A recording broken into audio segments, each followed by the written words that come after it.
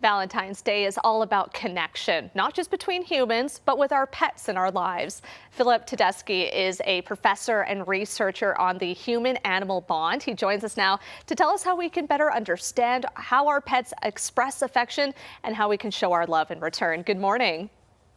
Good morning. Yeah, thank you for having me, and condolences to our friends in Canada today. I know it's a challenging day. Oh, thank you. We really appreciate that.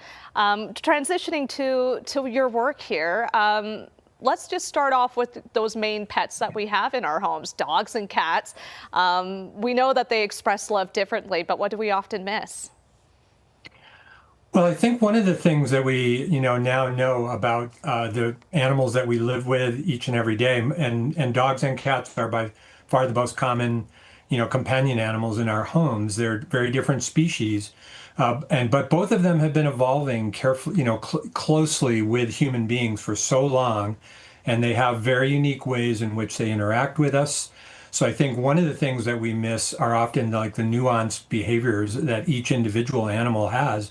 Often it's something as subtle as wanting to have close proximity, or another one that we will miss. If you look out the corner of your eyes at your dog laying next to you, you may notice that they're gazing at you and spending quite a lot of time watching you, right? So some of these careful observation patterns. So our companion animals are very connected to us and show it in many different ways, and often in very individual ways. Yeah.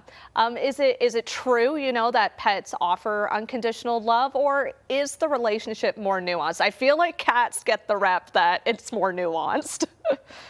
Yeah, cats sometimes do get that rap, but cats are also, often very connected to us. I think, one of the things this study that Rover has done that's really quite important is that we're, almost redefining what we mean by unconditional. So our pets do have conditions that they're looking for in relationships with us, often things like consistency, whether we're treating them kindly or with dignity and respect.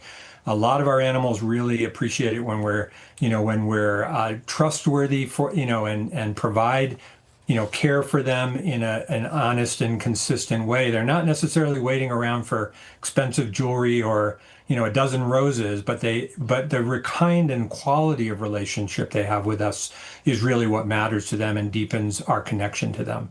So how can pet parents strengthen communication and that trust with their pets?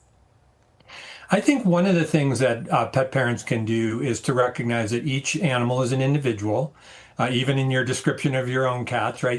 They have very different personalities. Yes. And as we get to know them as individuals, they have preferences. And as we study animal cognition and emotion, we find out that animals have opinions about all different kinds of things in terms of living in our home. So we can learn about them, try to find ways to be consistent in meeting some of those expectations. For many animals, it's really just about quality time or whether we recognize them at all. So I often remind people, don't hesitate to, when your animal walks into the room, to acknowledge them much like you might any other individual, and recognize that they've arrived and are there, and they really appreciate that you're seeing them and spending quality time with them.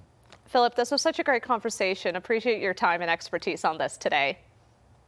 Yeah, thank you very much. We really appreciate the invitation. If you'd like more tips on pet care, be sure to visit rover.com.